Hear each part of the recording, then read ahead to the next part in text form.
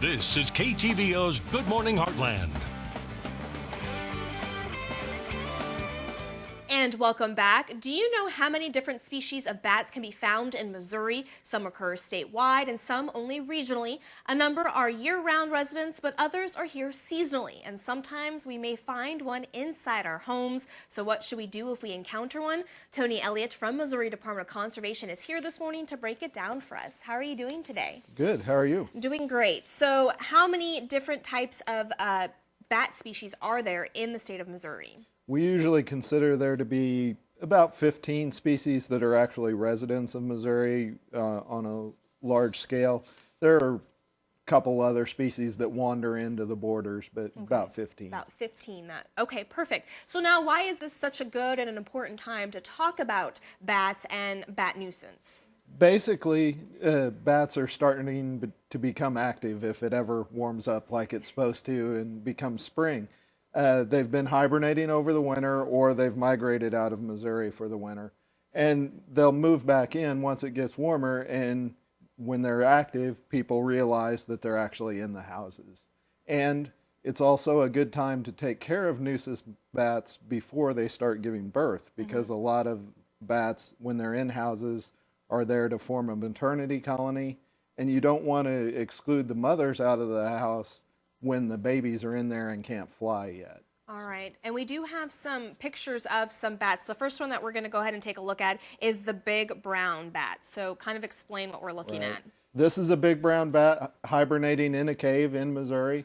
They often hibernate singly like this, often near the entrance.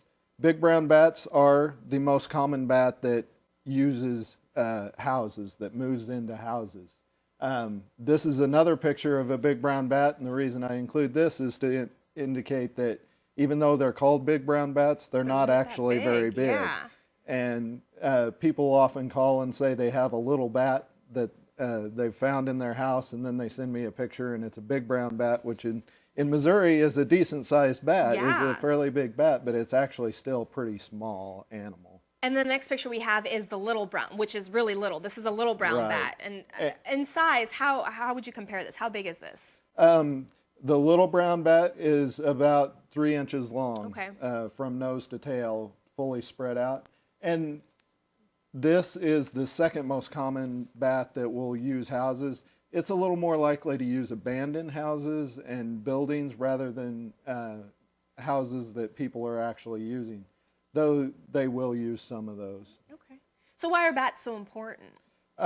Bats are important as the main predator of night-flying insects, and often those insects are pests, whether agricultural pests, pests to forests, or like mosquitoes and things that actually directly bug us. But it's been estimated that bats save the agricultural industry in the United States over $2 billion a year. Wow, that's a lot of money. So, we always hear that, stay away from bats. If a bat bites you, you're automatically going to have rabies. Is that the case? Do all bats carry rabies? No. We estimate that probably less than 1% of the wild population of bats actually carries rabies. The one number we can track is the number that come back positive that are turned in for testing, but those are turned in because there's a question, there's a worry about those. And I've never seen that in Missouri go over 4% in a year. So we estimate that it's quite a bit lower in the broader bat population. Interesting. And earlier you had mentioned when we were showing off the pictures about bats being inside our homes. And some of us have encountered bats inside our home. And, we call the police department, we call the fire department to remove it. What are some effective ways to remove a bat?